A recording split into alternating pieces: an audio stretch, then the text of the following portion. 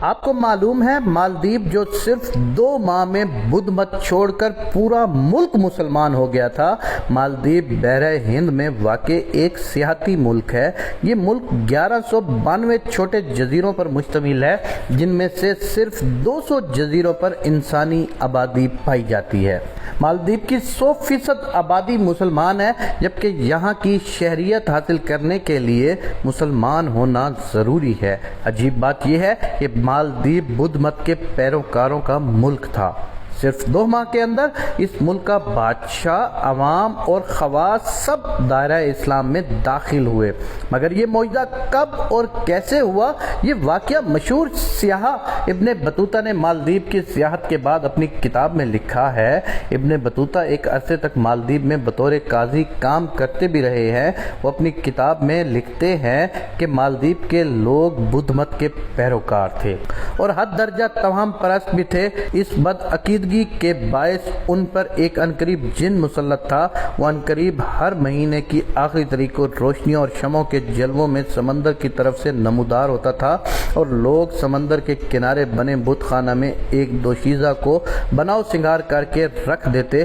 وہ عفریت رات اس بت خانے میں گزارتا اور صبح وہ لڑکی مردہ پائی جاتی اور لوگ اس کی لاش کو جلاتے۔ عفریت کے لیے دوشیزہ کا انتخاب بذریعہ قرآن اندازی ہوتا تھا۔ اس بار قرآن اندازی میں ایک بیوہ بڑھیا کی بیٹی کا نام نکل آیا۔ اس پر بڑھیا کا رو رو کر برا حال ہو چکا تھا۔ گاؤں کے لوگ بھی بڑھیا کے گھر جمع تھے۔ دور سے آئے اس مسافر نے بھی بڑھیا کے گھر کا رخ کیا۔ اس کے استغفار پر اسے سب کچھ بتایا گیا کہ عفریت کے مظالم کتنے بڑھ گئے ہیں۔ مسافر نے بڑھیا کو دلاسا دیا اور عجیب خواہش کا اظہار کیا کہ آج رات آپ کی بیٹی کی جگہ بت خانے میں مجھے بٹھایا جائے۔ پہلے تو وہ لوگ خوف کے مارے نہ مانے کہ عفریت غصہ ہو گئی تو ان کا انجام بد ہو سکتا ہے، لیکن مرتا کیا نہ کرتا، وہ راضی ہو گئے۔ مسافر نے وضو کیا اور بت خانے میں داخل ہو کر قرآن مجید کی تلاوت شروع کر دی۔ عفریت آیا اور کبھی واپس نہ آنے کے لیے چلا گیا۔ لوگ صبح نہار بت خانہ کے باہر جمع ہوئے تاکہ لاش جلائی جا سکے، لیکن مسافر کو زندہ دیکھ کر وہ سکتے میں آ گئے۔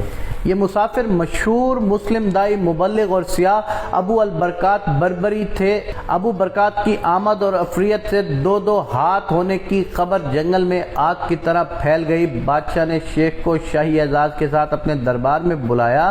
شیخ ابو برکات نے بادشاہ کو اسلام کی دعوت دی۔ بادشاہ نے اسلام قبول کیا اور صرف 2 ماہ کے اندر مالدیپ کے سب لوگ بدھ مت سے تائب ہو کر مسلمان ہو چکے تھے۔ یہ 1314 کی بات ہے۔ اس مبلغ اور دائی نے مالدیپ کو اپنا مسکن بنایا، لوگوں کو قرآن و حدیث کی تعلیم دی، ہزاروں مسجدیں تعمیر کی اور مالدیپ میں ہی فوت ہوئے، اسی مٹی پر ہی دفن ہوئے۔